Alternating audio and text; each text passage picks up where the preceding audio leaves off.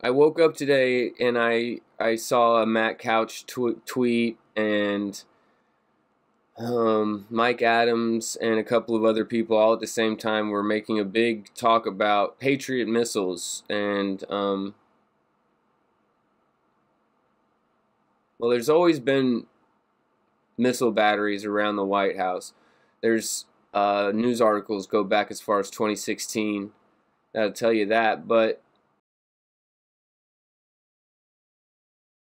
I couldn't find one single solitary confirmation that there were Patriot missile batteries being moved throughout the country, except for the word of a few people who are, interestingly enough, supposedly YouTube's cracked down on all the misinformation, but a lot of channels that would fall under what they categorize as misinformation are still allowed to thrive on the platform. And it makes me wonder, how is that happening?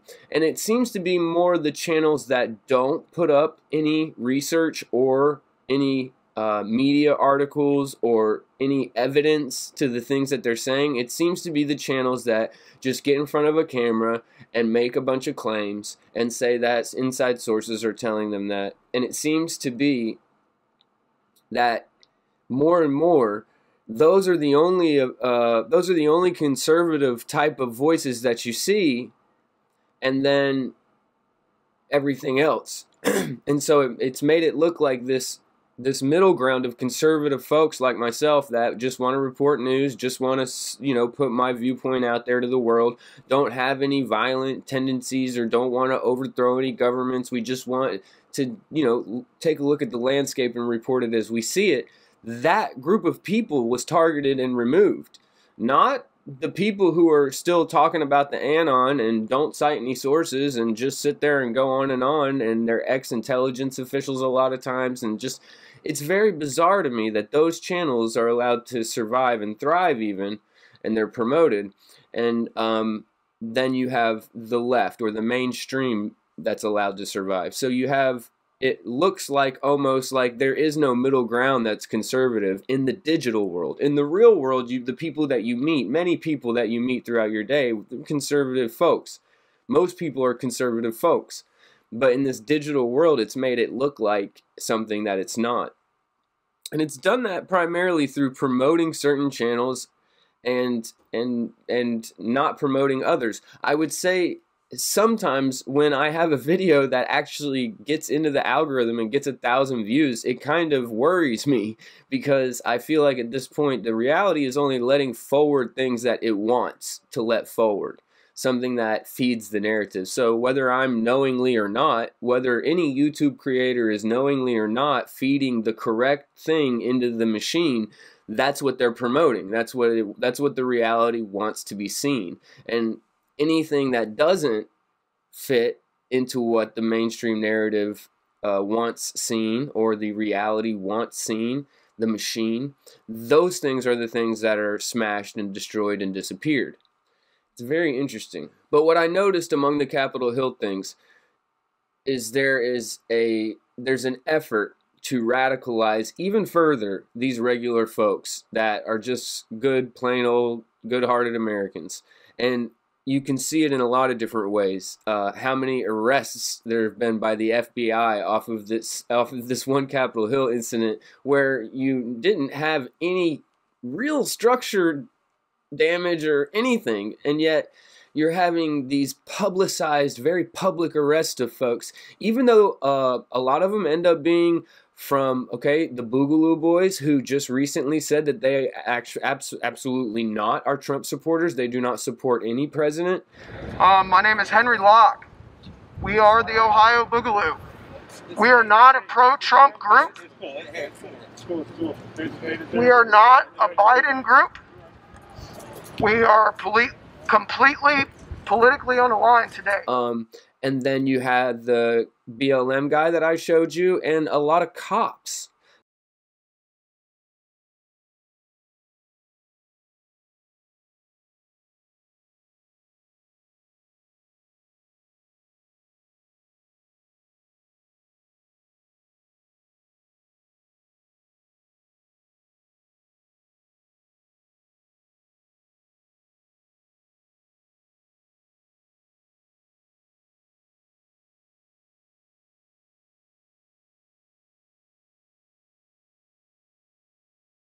Now, a lot of people are thinking, yeah, well, MAGA is cops. I mean, a lot of cops, police support the MAGA movement, but these cops were breaking and entering and going into the Capitol building. It's very suspect when the majority of people I'm actually seeing charged they declare themselves neutral in politics.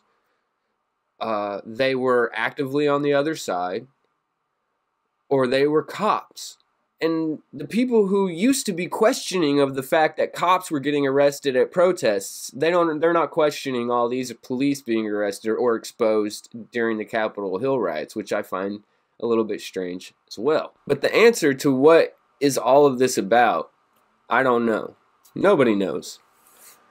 What it looks like to me is that Biden, who supposedly won this amazing landslide that is not questioned at all, and everybody needs to move on, and only a small minority of morons don't believe that he won, needs 40,000 troops and armaments and the blocking off of all of Washington to be able to be inaugurated. Just that in it of itself should get people thinking. They were, giving Trump a hard time for wanting to show the military jets and the tanks and do a military parade. They stopped him from doing it. And yet, the military's parading up and down the road just as always, except the people aren't going to be allowed at this inauguration. So, we're supposed to believe that all of these things that are lining up, and one of them being the people are no longer allowed to be at the inauguration. No, it's another, something that's never been done in my lifetime.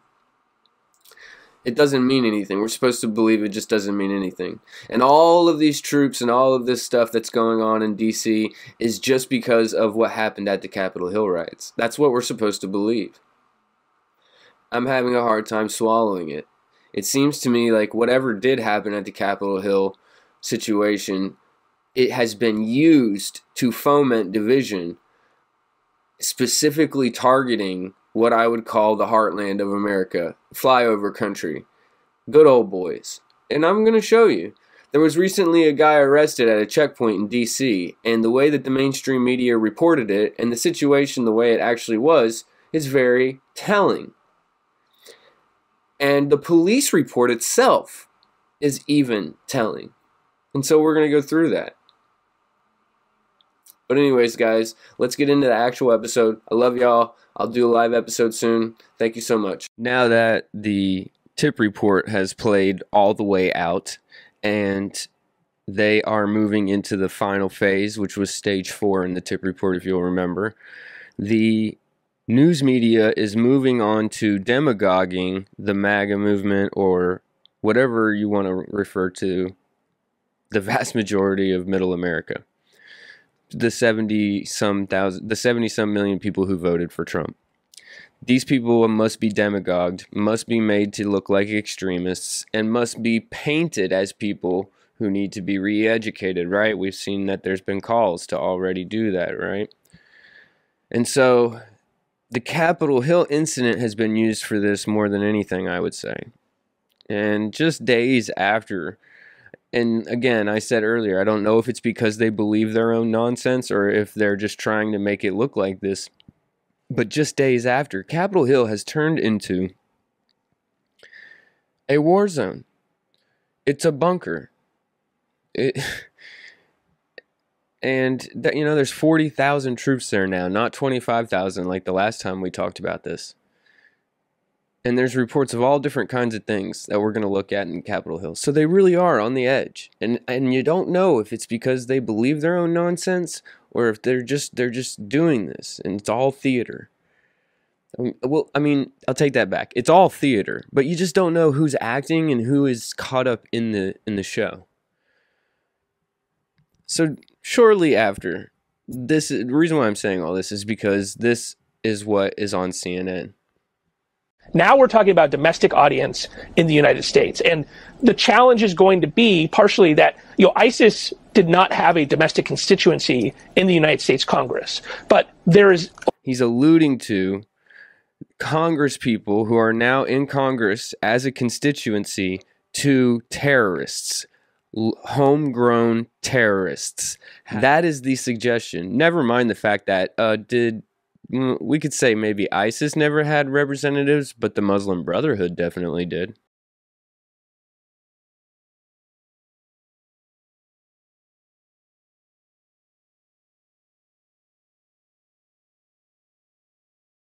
Over half of the Republicans in Congress voted to overturn the election. Over half of the Republicans voted to have the election results audited. And there will be a continual political pressure on the companies to not take it seriously. So I think first, you have to focus on those violent extremists, and those companies have to be brave in that way. And second, we have to turn down the capability of these conservative influencers to reach these huge audiences. You hear that? They're going to turn down the capability. And Brian Stelter, they're talking about Mark Dice now. They weren't earlier, but they are now, because he's about to say that some YouTubers get more views than CNN. And Mark Dice pointed that out. And Mark Dice always does the Brian Stelter voice, you know, like Mickey Mouse. He's like, ha! The point being, Brian Stelter is a joke. But anyways. Are people on YouTube, for example, that have a larger audience than daytime CNN, and they are extremely radical and pushing extremely. I get like 100 views per video, and there's a possibility I get more views than daytime CNN. Radical views, and so it's up to the Facebooks and YouTubes in particular to think about whether or not they want to be effectively cable networks for disinformation, and then we're going to have to figure out the OANN and Newsmax problem. You know that. And then they're coming for the cable channels. Unbelievable. These companies have freedom of speech, but I'm not sure we need Verizon, AT&T, Comcast, and such to be bringing them into tens of millions of homes. This is, allowing people to seek out information if they really want to, but not pushing it into their faces, I think is where we're going to have to go here. Welcome to 1984, 2021, 1984. Unbelievable. And so let's look at some of the reporting around the Capitol Hill in the time leading up to inauguration. Behind fences and under armed guard, the stately U.S. Capitol is now a fortress, ringed by layers of security and razor wire. What do you guys think? What do you think? Yeah? No? Maybe? I don't know. By layers of security and razor wire at a time of extreme domestic threat. The potential for violence to disrupt the inauguration is considered so high, the National Mall, where crowds would normally gather, may be closed to the public. The National Guard is on alert for improvised explosive devices and weapons. Members of Congress are urging President-elect Joe Biden to take the oath of office indoors. I, for one, would much rather see it done inside for security purposes, in the rotunda or in the hall of the House. So you have a situation where you have this narrative that 80 million people voted for Joe Biden. He's the most popular president in the history of presidents, and yet the rotunda will be closed because of the Capitol Hill incident and the threat of further violence. It has nothing to do with the fact that they would have to get out whips and chains to get that rotunda filled for his inauguration. I promise you it has nothing to do with that. Because it's not that simple, right, guys? It's not that simple. But they've used this incident at the Capitol Hill for so many different things at once. Just like they did with the CV and they do with everything else. It's being used in such a multifaceted way that it's kind of hard to just nail down specifically one way that they decided to use it. Because there isn't just one way they decided to use it. And there's another interesting news report that I heard today, and we'll listen to it and then we'll talk about it. AP is reporting U.S. defense officials are now concerned about an insider attack or other threats from service members sent to secure the inauguration. That concern is now prompting the FBI to vet all 25,000 National Guard troops coming into Washington for the event. This most popular president in the history of presidents got 80 million votes. They're concerned about attacks from within the United States military? That is so disgusting. We're vetting our own U.S. troops now. That's where we're at. We're vetting them. For what? we're vetting them to see if they have "Don't Tread on Me" bumper stickers? Is that what we're looking for? That they're in California libertarians or us? Is that the kind of vetting that's being done? What are we doing here? And doesn't it just seem like perfect setup for an FF? Of course, some guy in a giant red MAGA hat is as MAGA as it can be, doing something horrible. You can feel it cracking in the air. It's very frustrating for people who want to see peace, because it's like I was talking about the other day about the us versus them, because this is all just theater. It's just theater. It's all theater.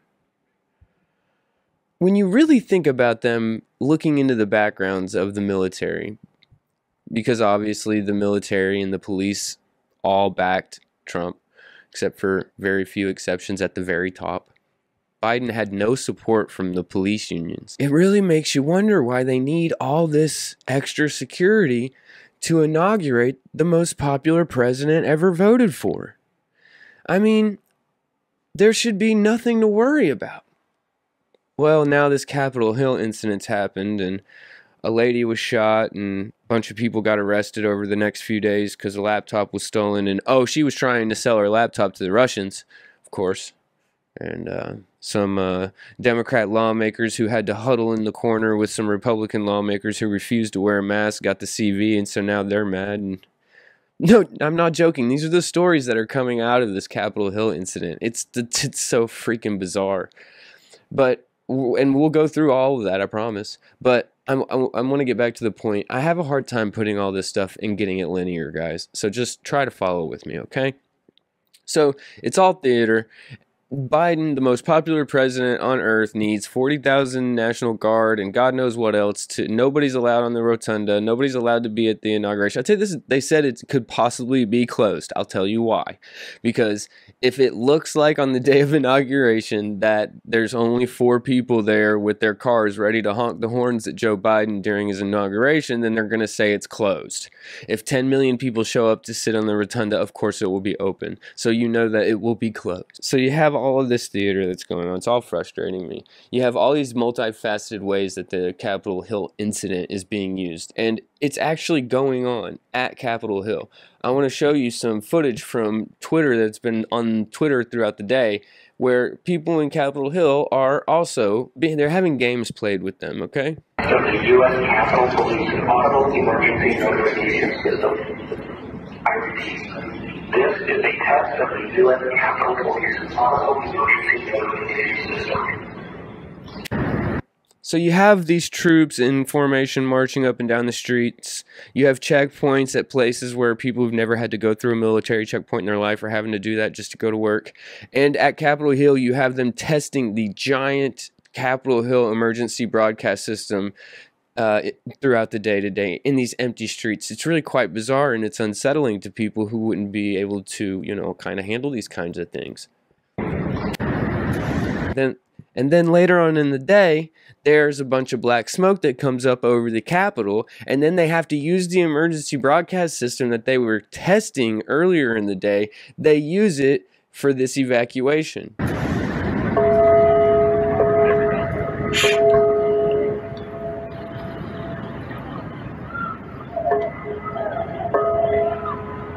Everyone's running from the Capitol grounds. Into an external security threat. No, we from in any building of the Capitol complex. You throughout the building.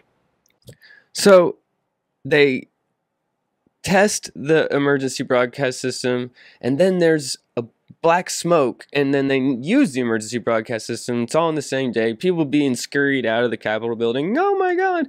And it's like, this is all in the follow-up to what happened at the Capitol Hill building earlier. And it just seems more of these trauma-based mind control kind of events that keep happening. And if you feel like they're doing that at Capitol Hill right now, because of course it turns out right here, it was a a homeless man's things underneath a bridge that had caught fire, causing the second activation of the emergency broadcast system and the evacuation of the Capitol building. It was a homeless man's things underneath a bridge that caught fire. All of this according to the Next News Network. So they test the emergency broadcast system, and then some homeless person's things get lit on fire underneath a bridge right near the Capitol building. And there's smoke above it, and then they have to use the emergency broadcast system again, and they evacuate everybody out. So it's a very convenient homeless person's fire for somebody who wants to really run drills on how the evacuation and how the emergency broadcast system actually works. If you wanted to run a drill where it was a dry drill where you're just testing it out loud, then you ran the second drill, which would be like a live action drill where you actually have people evacuating and such like that. That's what's going on at the Capitol Hill right now, and it's very strange to me. Somebody could have easily set that fire. When I tell you that, you know, there's checkpoints and people aren't typically used to driving through them, it has more of an effect on the psyche than you would think it is. I'm just going to show you some things from people that are just in Washington, and they're showing some of the sights and sounds that they're not used to happening around them. That's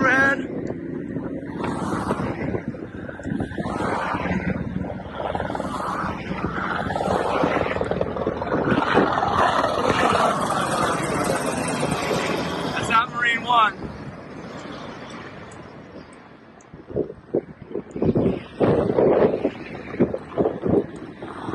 That's a Marine helicopter for sure. It's headed towards the Vice President's house, kind of, on Massachusetts Avenue, Embassy Row. That's where it's heading. I thought you'd seen every single security measure they could possibly put in place. You see a tethered drone sitting up there. Right at 17th and H. There's the Eisenhower Executive Office building right there, and the White House is just a block over.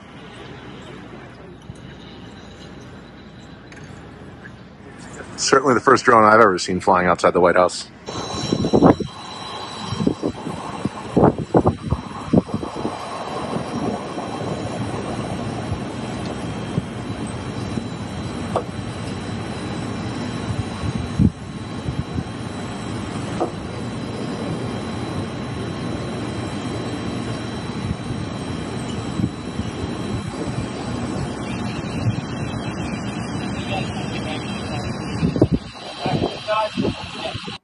Okay guys, this is the ramp to get on 395, and it looks to me like they're closing down all the highways, and all traffic in DC must exit at this point. So that's what's going on. Now I'm on 395. The exits to get back into 395 to get back into the city look to be closed too, so I don't even know exactly how I'm going to get out of here.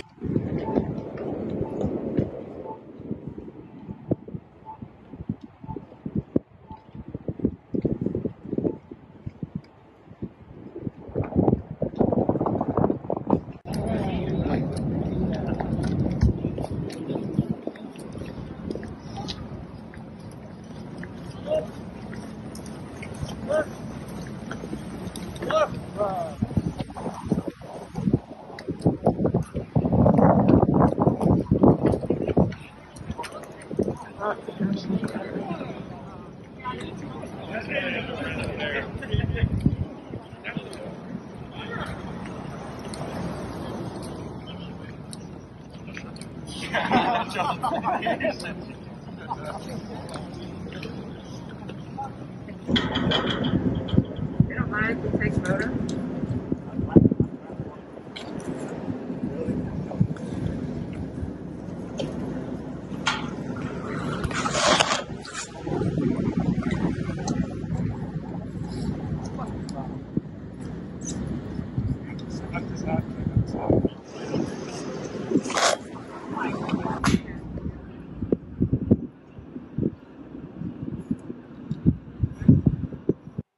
At this point right here, I think the camera person's trying to take a shot at that soldier because he has his magazine outside of his weapon and his barrel is in his chamber is clear. So just so that cameraman knows, if he happens to see this, and everybody else on the planet, Thank goodness that soldier's weapon is at that status, because if his firearm is ever at red status, I promise you the cameraman would not be filming.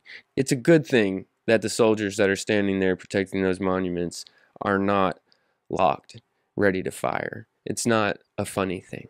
Anyways, so you see what's going on around the Capitol building.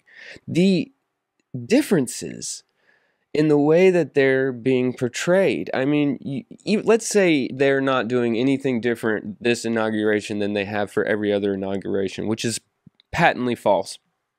But let's say they're not.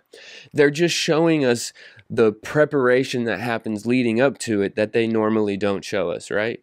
Well, why would they be doing that?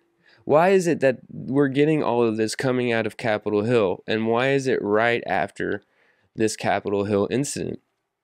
It truly looks like, when you look at the footage that I lined up, that we are moving in to a dark winter, right?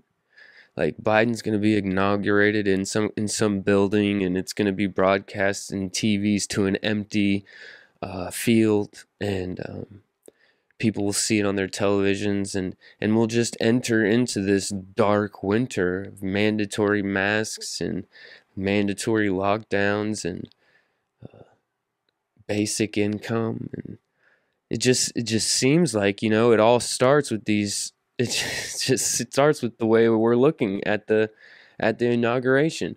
It's all very surreal for myself personally. I don't know how other people feel about it. But in that vein, I wanted to cover what the media is doing in this, because it's all perception management, right? It looks the way it's supposed to look, and it's making us feel the way we're supposed to feel. So it's all perception management. But the one thing I did want to go over was the story of this guy who was found with 500 rounds of ammunition and a handgun.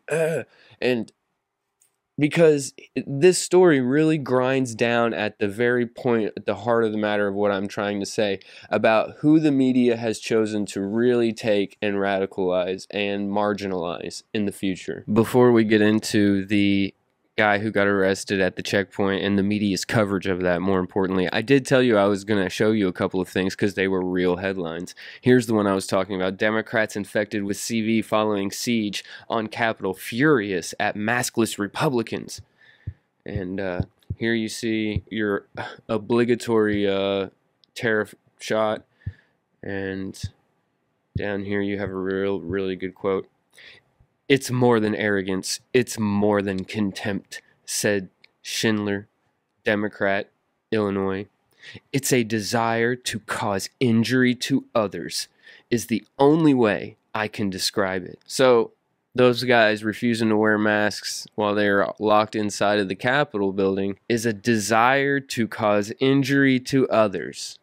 So that's what that's the definition incoming of people who don't wear masks, folks. You heard it here first. It's a desire to cause injury to others. All right? I hope some of the folks who listen to my channel still are the ones that were two wings, one bird, man. It's all the same. No difference between Trump and Biden. Things are about to get real different real quick, and it's going to be interesting to see how people react to that. I mean, I guess there's always a way to make it fit into the theory, you know? Like, yeah, Trump was supposed to get everybody's hopes up before they really came in and really destroyed us. Okay, so, all right. But anyways, that's really a headline. And here's the Yahoo News lady who stole Nancy Pelosi's laptop of plotting to sell it to Russia.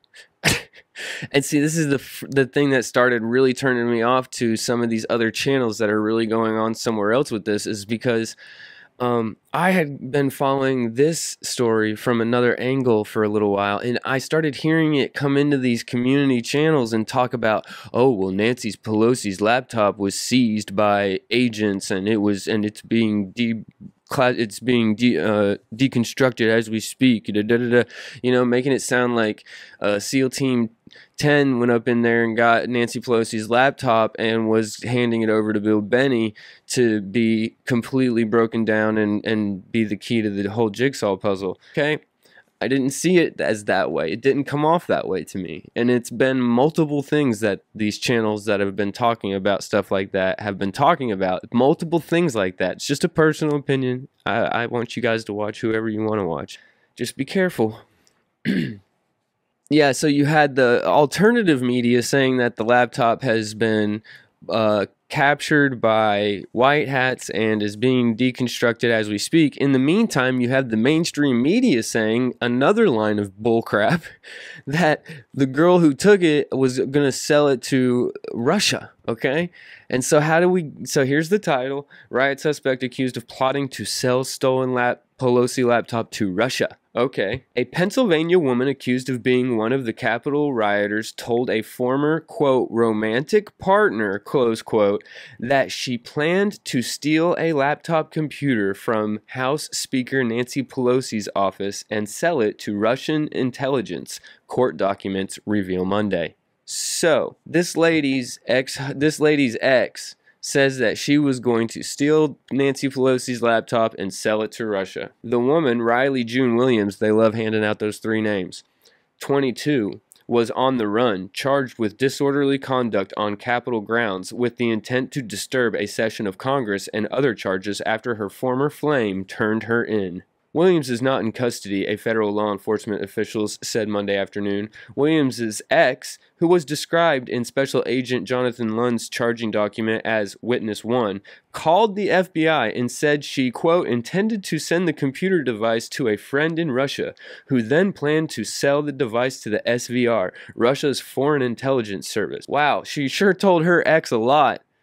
According to Witness 1, the transfer of the computer device to Russia fell through for unknown reasons. What? So it never happened? And Williams still has the computer device or destroyed it. Oh, what? So it never happened. Wow, that's interesting. Lund said the device and circumstances of what Williams was doing with it remain under investigation. Pelosi's deputy chief of staff, Drew Hamill, confirmed in a tweet that the laptop was stolen from the conference room on January 6 and said it was only used for presentations. Williams lives with her mother in Harrisburg, the Philadelphia Inquirer reported. The FBI said it spoke with Williams' mother Saturday. It alleged that she said she recognized her daughter inside the U.S. Capitol building and that her daughter had taken a sudden interest in President Donald Trump's politics and far-right messaging boards. An affidavit released by authorities included a link to a documentary about the Capitol riot that was recorded and produced by British broadcaster ITV News, in which a woman identified as Williams can be seen yelling upstairs, upstairs, upstairs, and pushing people in the direction of Pelosi's office. The woman, the reporter, can be heard saying, was disciplined, focused, with a sense of urgency directing people up a staircase. Williams' mother filed a suspicious person report January 11 with the police in Harrisburg. The FBI said the suspicious person was assumed to be Witness 1. So Williams' mother filed a suspicious person report with the Harrisburg Police Department against this lady's ex-boyfriend because he is known as Witness 1. According to Witness 1, the transfer of the computer device fell through for unknown reasons. Okay, so yeah, it is the ex. According to Harrisburg officers, on January 16, 2021, they again spoke with Williams' mother, who told them that a British media crew had come to her home the night before, asking to speak with Williams, who was not present, the affidavit states. The news crew presented Williams' mother with one or more images taken at the U.S. Capitol on January 6. Her mother acknowledged that it was Williams in the image. It appears that Williams has fled, it says. So we have one side saying that I guess this girl is part of a crack team of investigators that have confiscated Pelosi's laptop, and that's why she's on the run. And then you have the other side saying that she was going to sell it to the Russians but never did. So what really is going on? Well, it's kind of impossible to know, right? When you live in mirror world where you're getting one side of the information is saying one thing and the other side of the information is saying something completely different, and you don't trust either side anymore, I guess you're with me. Now let's talk about the guy who got arrested at the checkpoint. Man held with 500 rounds of ammunition near Capitol Hill. 50 states gear up for armed protests. Because there's going to be these armed protests, supposedly. 10 days after rioters breached the U.S. Capitol in a deadly attack that stunned the world, the FBI warned police agencies of possible armed demonstrations outside all 50 state Capitol buildings starting Saturday until President-elect Joe Biden's inauguration on the 20th. Actually, the FBI sent out a warning before the Capitol Hill attacks. Cities nationwide were girding for a potential new wave of violent protests over the weekend, erecting barriers and deploying thousands of National Guard troops. On Friday night, police arrested a Virginia man at a security checkpoint near Capitol Hill, where he tried to use an unauthorized credential to access the restricted area where Biden will be inaugurated. The man had a loaded handgun and more than 500 rounds of ammunition, authorities said. Wesley Allen Beeler, again, they like to hand out those three names, they love it, of Virginia, had driven to a checkpoint on Friday evening and tried to use a phony credential to access the restricted area where President-elect Joe Biden will be inaugurated this week, according to a document filed in D.C. As officers checked against an authorized access list, one of them noticed decals on the back of Beeler's pickup truck that said, quote, "Assault Life," close quote, with an image of a rifle, and another with a message that said, quote, "If they come for your guns, give them your bullets first," close quote. This is the key to the entire thing, because the reason why this guy was pulled out of the checkpoint and pulled over was because of his decals on his truck. It was probably also a little bit to do with the truck itself. Do you understand what I'm trying to say here? This is why he was pulled over and pulled aside. Under questioning, Beeler told officers that he had a Glock handgun in the vehicle. A search uncovered a loaded handgun and more than 500 rounds of ammunition, shotgun shells, and a magazine for the gun, the court document said. Beeler was arrested on charges including possession of an unregistered firearm and unlawful possession of ammunition, a police report said. Following his arrest, Beeler said it was an honest mistake and that he was a private security guard who got lost on his way to work near the Capitol.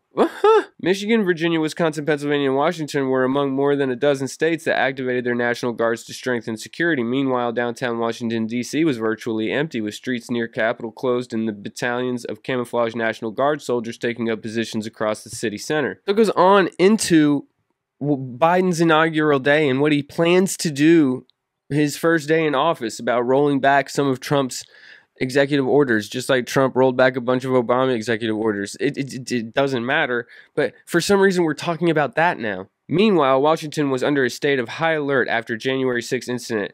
The assault left 5 people dead, including a police officer. Security officials have warned that armed pro-Trump extremists, possibly carrying explosives, pose a threat to Washington as well as state capitals over the coming weeks.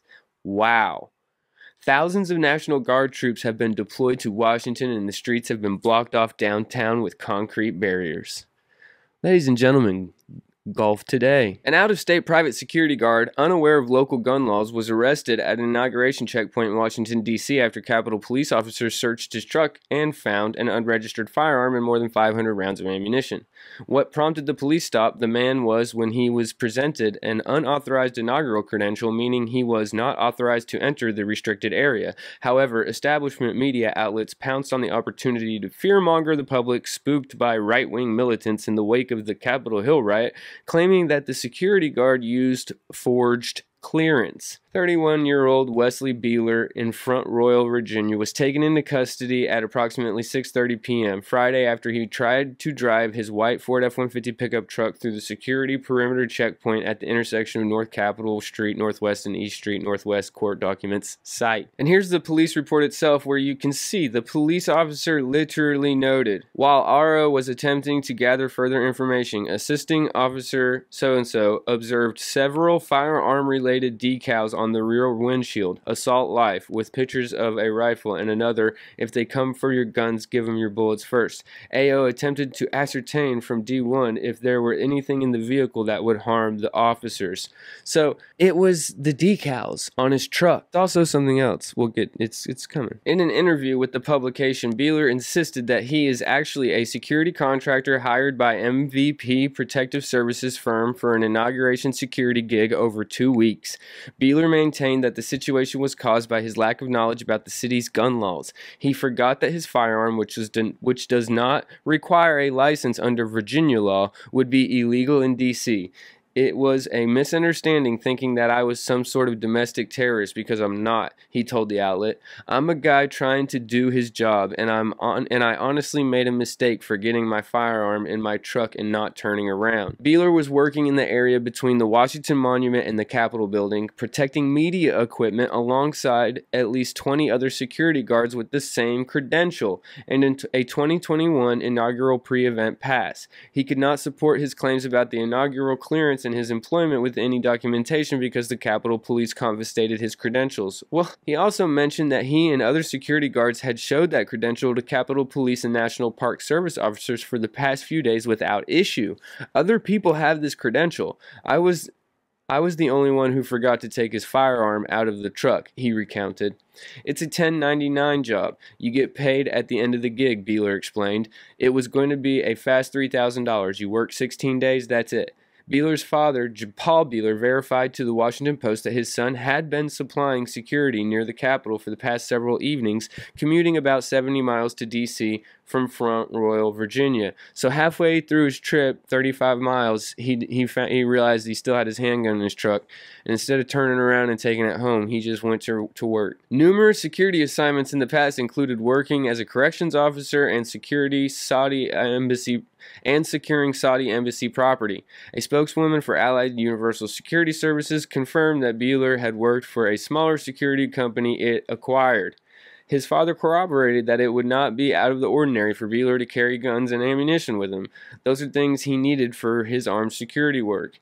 The New York Times asked his father if Beeler supported a peaceful transition to power from President Donald Trump to Biden. The father declared, "That's the reason he's there." It was an honest mistake, Beeler told the Washington Post in a tear-filled interview, proclaiming that he realized the firearm was in his truck halfway through his trip after he left his home in Virginia where he has a license to carry. But since he was running late, he didn't turn around. I pulled up to a checkpoint after getting lost in D.C. because I'm a country boy. So, let's talk about that last paragraph. He has a license to carry in Virginia. Earlier in the previous articles we've been reading, they said that he did not have a license. He had a concealed carry permit in Virginia. So he's not licensed in D.C., but he does have a concealed carry permit in Virginia. He made an honest mistake. This kind of thing happens all the time. Happens across a bridge from Philadelphia to Jersey as well. But he pulled up to the checkpoint, and he is himself, as he describes himself, I'm a country boy. So he pulled up to the checkpoint, a country boy, in a white F-150 with some Pro 2A decals on his window, and he was pulled over because that's why. Just pointing it out. And just so you know, that is the stereotype that they are targeting right now with all of this. Beeler's wife said she realized why people reacted with fear and concern at the report. It's understandable during these times. It does sound suspicious, she conceded. The couple mustered an explanation to their children about what happened. I don't want my kids to think I'm a bad person, Beeler said. Still, other mainstream media outlets twisted coverage contradictory to the court records, first reporting that Beeler presented phony credentials. Washington Post reporter Carol Leoning later tweeted out the fuller story, explicating how Beeler was not accused of showing a fraudulent credential, specifying that he carried a non-government pass. The fullest story, co-authored by Leoning, detailed how Beeler possessed a proper park police pass, but authorities had not communicated that to the Secret Service or other law enforcement. So now, the pass he had was an absolute legitimate pass. They said he had no way to verify because they confiscated his credentials. It was an absolutely verified credential. It's just that there was an interagency communication problem between the park police and the Secret Service. Okay? Man has no extremist ties, cooperated fully with the cops, and was released clear from further investigation. Leoning exonerated Beeler in the public light. Great reporting. CNN law enforcement analyst Jonathan Wackrow praised Leoning after his own blunder. Fake credentials indicates an elevated level of sophistication and signals that additional attempts of violence may be underway, Wackrow wrote earlier, imploring law enforcement to remain vigilant and to to remain vigilant to the unpredictable threat environment. And then this article goes on to show how in news outlet after news outlet after news outlet, they continued to push the fake information about this guy. Now, what I've heard of what he said has all been backed up by other third parties, and so I also tend to believe him when he said in one of the interviews that he did not have 500 rounds of ammunition on him and he didn't know where that came from. So I tend to believe that the 500 rounds of ammunition are going to disappear from the court records as well, but it was in the initial police report. But let me tell you something, initial police reports are not always correct. No, they're not. The 500 rounds of ammunition, I could almost guarantee you it changes the charge somehow. And if he had had 499, it would be a different charge. Guarantee it. I don't even have to go look it up. But we'll see how this plays out, but I doubt it's very likely he did not have 500 rounds in his truck, because the man said he didn't, and everything else that he said turned out to be true. He had a valid pass. It's just the park police hadn't told the Secret Service about it. He had a security job that was there, and he actually has verified security jobs. He takes the trip from where he lives to DC to do the gig, and an accident happened. Everything he says matches up. Just what I want to tell y'all is the reason why the man was pulled over to begin with was because he was a good old boy with a F-150 and some pro-2 Amendment, Second Amendment decals on his truck. That's who they're looking for, right? That's who they're looking for now. You heard the guy on CNN before, at the beginning of this episode, when he said, you know, ISIS didn't have any constituency. They didn't have anybody in Congress, which is debatable. But my point being, they're talking about this guy. Just somebody trying to work a job, trying to live his life, trying to provide for his family. This is who's being targeted with all this stuff. It's crazy. Wild world. It's gonna be a wild few days, guys, right? Either Biden's gonna become our president and we're gonna enter into this dark winter and we're gonna have all these mandatory mask mandates, and we'll be dealing with the jab and all the other things that are going on around tagging, begging, and tagging people with all that, and we'll see an acceleration of all the things that we were trying to stop in the U.S. We'll see an acceleration of all of those policies and a shift towards globalism, and we're going to have to take it all one punch at a time, and we'll do it together. Or everything that these guys have been saying is going to turn out to be true, and then when the sun clears in February, it's still going to be President Trump. I am not here to say that one thing is true or another is.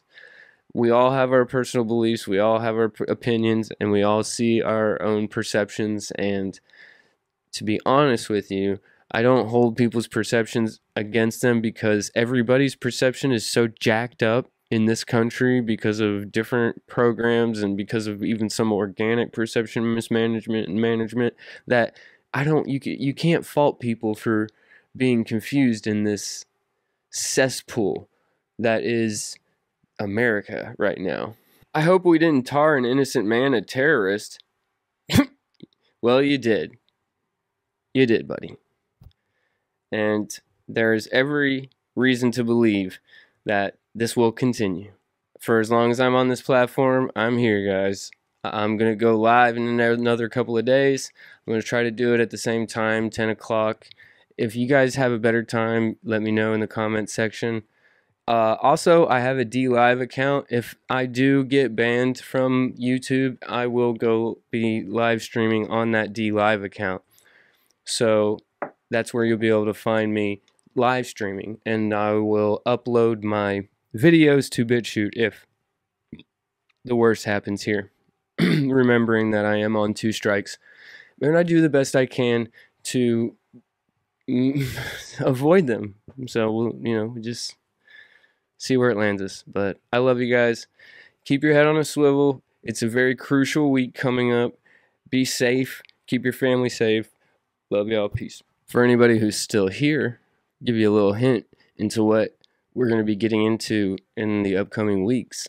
And what we're going to get into in the upcoming weeks has already started a little while ago with the CV, and is now in a specific phase where I just went through with you guys, where a specific group of people has to be targeted and destroyed, and is moving into phase 3 shortly after inauguration.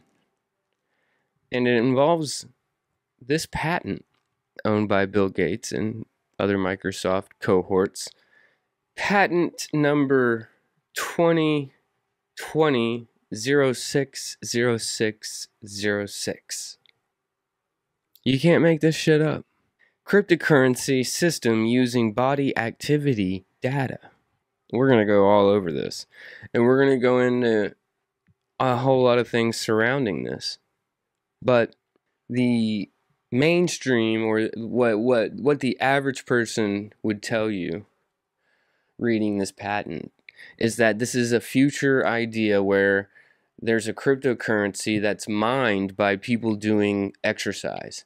So, like, we'll call the cryptocurrency Excite. And Excite is mined by your Apple Watch moving and proving that you're running, right? And that's how Excite is mined. And so on the Excite exchange, you see all this cryptocurrency tokens that are representative of physical exercise that people have done. And this is traded as a cryptocurrency. I mean, that's what it kind of reads like from the patent. But when you really read the patent, it gets really creepy about what they really will have control of and what they really will be able to look at. So we're going to be going into that in the next couple of weeks, and there's a whole lot of story around it too, and it's all happening, folks. It's all happening. It's make or break time. We're either heading into the dark winter, or a bunch of things are about to get crazy. Either way, who knows? We're going to still be doing this. Interesting patent. Is it, I mean, does every patent that Bill Gates is on have 666 in it?